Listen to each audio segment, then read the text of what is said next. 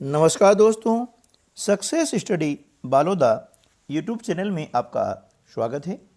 Bridge course के अंतर्गत कक्षा 7 विषय गणित की वर्कशीट क्रमांक 41 यानी 41।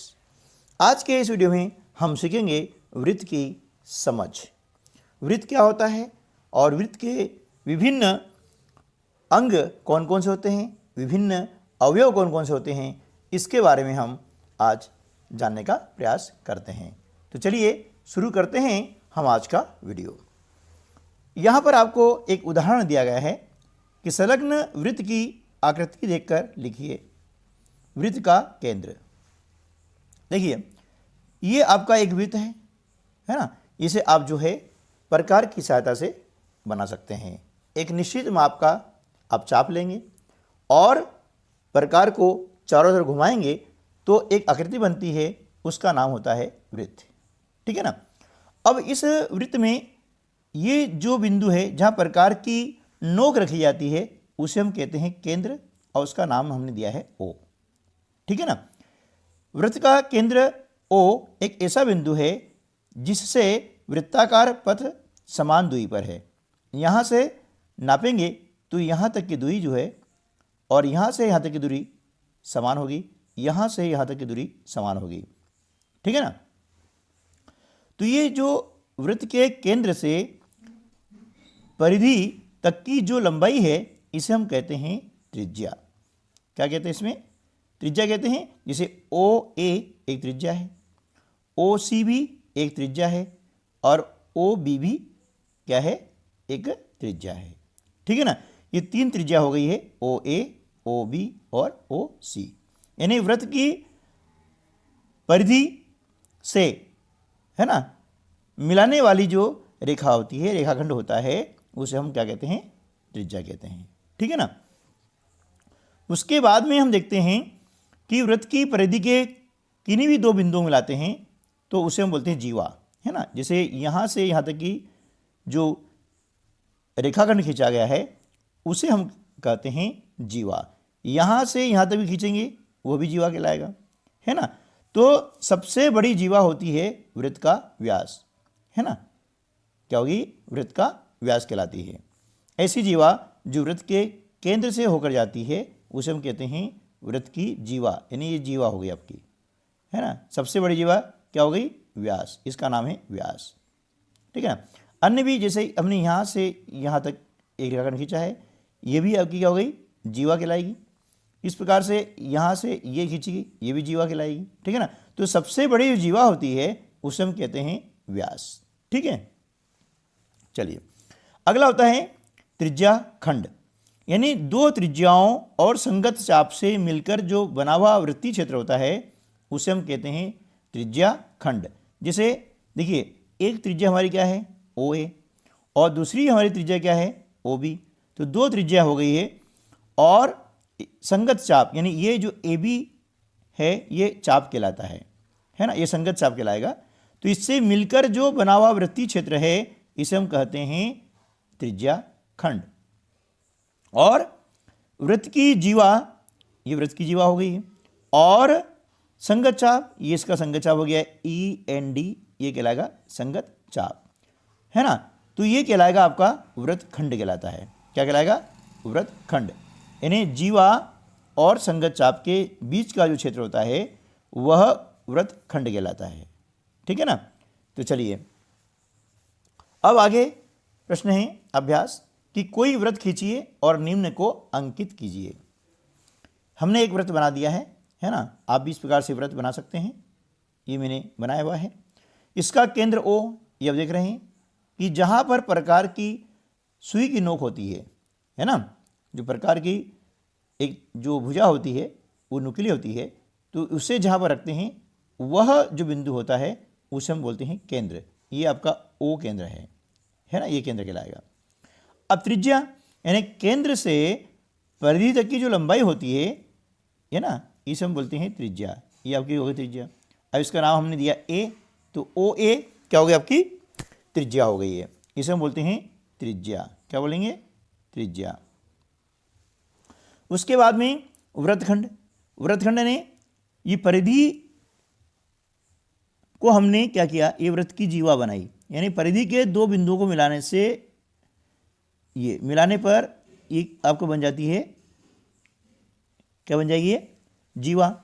और इसका नाम मान लो हमने दिया है बी, और ये इसकी हो गई संगत चाप, है ना। तो ये वाला जो क्षेत्र है, ये इसका नाम हमने मान लो दिया है, कुछ भी दे सकते हैं, सी दिया या डी दिया, है ना, जो भी नाम दिया बने, एन दिया। तो ये ए है ना, ये वाला हिस्सा हमने इसको बनाया है ए, है ना, ए बी और सी, ये वाला हिस्सा कहलाएगा आपका वृत्त खंड। क्या कहलाएगा, वृत्त खंड।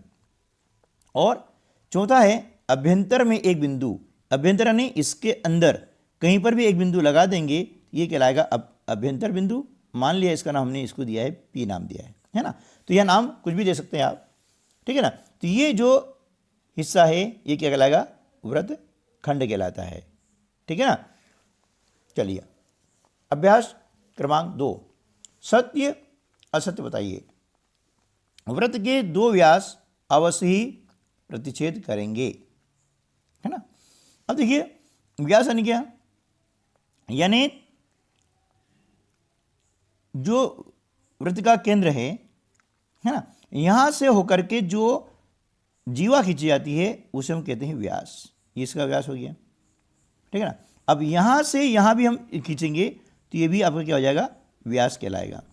तो दोनों व्यास जो है अवश्य ही प्रतिच्छेद करेंगे, तो ये हो जाएगा सत्य, क्योंकि केंद्र पर वो करेंगे प्रतिच्छेद, एक दूसरे को केंद्र पर प्रतिच्छेद करते हैं। वृत्त का केंद्र सदैव उसके अभ्यंतर में स्थित होता है, सही है, ये वृत्त का केंद्र है, इस वृत्त के अंदर ही स्थित होगा, तो ये हो जाएगा सत्य।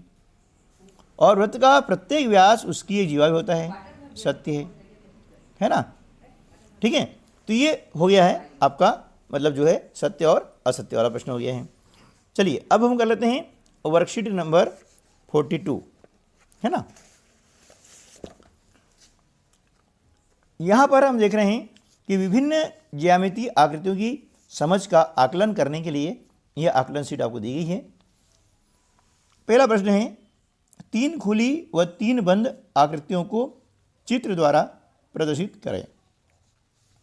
खुली आकृति यानी इस प्रकार से जो आकृति बनी है ये खुली हो गई है ना, ये खुली हो गई है और ये खुली हो गई है ना, ठीक है।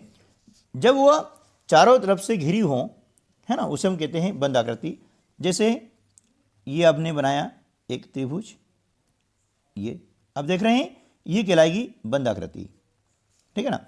इसी प्रकार से हम अन्य आकृति बना सकते हैं, जैसे मैंने आकृति बनाई है इसे हम कहेंगे बंद आकृति, और इस प्रकार से हमने बनाया है ये हो जाएगा बंद आकृति, है ना। ये कहलाएगी खुली आकृतियाँ, क्या कहलाएगी ये, खुली आकृति, ठीक है ना। और ये कहलाती है बंद आकृति, जो चारों तरफ से घिरी हुई रहती है, बीच में कुछ भी इसमें गैप नहीं होता है, ऐसे आकृति को हम बोलते हैं बंद आकृति, ठीक है ना। चलिए प्रश्न क्रमांक 2 है, दी गई आकृति में निम्न के नाम लिखिए। ये आपको दी गई आकृति, अब हमें इसके नाम लिखना है कि 2 रेखाखंड, है ना, क्या दिया है आपको, 2 रेखाखंड। तो देखिए ओ आर ये रेखाखंड आपका है ना, और दूसरा जो है वो क्या है, ओ क्यू या ओ पी, दो में से आप कुछ भी ले सकते हैं। तो हमने लिया ओ क्यू ले लिया, है ना। ये आपके क्या हो गए, रेखा खंड कहलाते हैं ये, ठीक है ना। अब 2 रेखाएं, है ना, अब 2 रेखाएं, चूंकि यहां पर एक रेखा दी गई है जिसका नाम दिया है एस टी, ये रेखा एस टी है, ठीक है ना। लेकिन यदि ये वाली रेखा मानी है, क्योंकि यहाँ पर जो अभी चित्र है वर्तमान में इसके अनुसार तो एक ही रेखा यहाँ पर दिखाई दे रही है, ठीक है ना। लेकिन यदि यहाँ पर भी ऐसा चिन्ह होता तो ये रेखा हो जाती, हो सकता है मिसप्रिंट हो, है ना। तो हमने एक लिखी है यहाँ दी गई उसके हिसाब से। अब 2 किरणें, हाँ जी, किरणें 3 हो सकती है। पहली किरण क्या है, ओ एम, ये किरण आपकी हो गई है ओ एम।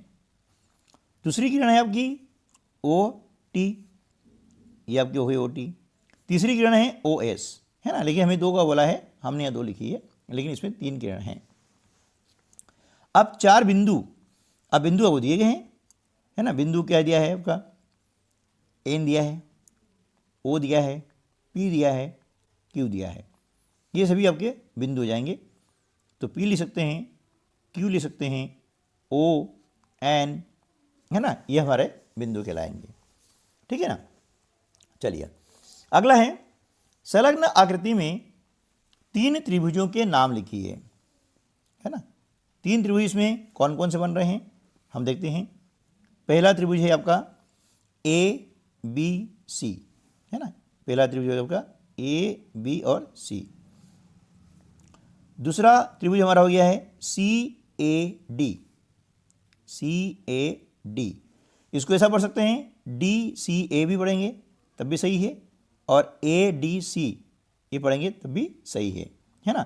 हम कहीं से भी स्टार्ट करके पढ़ सकते हैं। 2 हो गया। अब तीसरा हमारा जो त्रिभुज है वह क्या है, ए बी डी, है ना, ए बी डी, या ए डी बी भी बोल सकते हैं, है ना, या डी ए बी भी बोल सकते हैं। ठीक है ना। चलिए प्रश्न क्रमांक 4 है कि एक चतुर्भुज बना करके उसके विकर्ण बनाएं, वह भुजाओं व कोणों के नाम लिखें। देखिए हम एक बना रहे हैं चतुर्भुज, है ना, इस प्रकार से बनाते हैं। देखिए ये हमने एक बनाया है चतुर्भुज,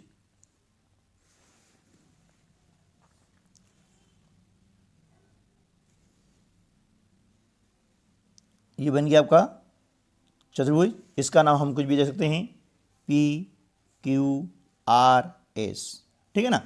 और इसके जो सम्मुख शीर्ष हैं यानी एस और क्यू, इनको मिलाते हैं तो ये आपका बन जाता है एक विकर्ण, है ना। ये शीर्षों को मिलाने वाले रेखाखंड को हम विकर्ण कहते हैं, है ना। ये इसके शीर्ष कहलाते हैं। तो ये पी और आर को भी हमने क्या किया है, मिला दिया है, ये हो गया विकर्ण। ठीक है ना। तो इसके विकर्ण बना दिए। भुजाओं व कोणों के नाम लिखिए। अब भुजाएं यहाँ पर कौन कौन सी हैं देखिए, चतुर्भुज में 4 भुजाएं हैं। पी क्यू एक भुजा हो गई, क्यू आर दूसरी भुजा हो गई, है ना, आर एस तीसरी भुजा हो गई, और एस पी या पी एस ये हो गई आपकी चौथी भुजा। अब कोण के नाम लिखना है, तो कोण भी यहाँ पर कितने बने हैं, 4 कोण बने हैं।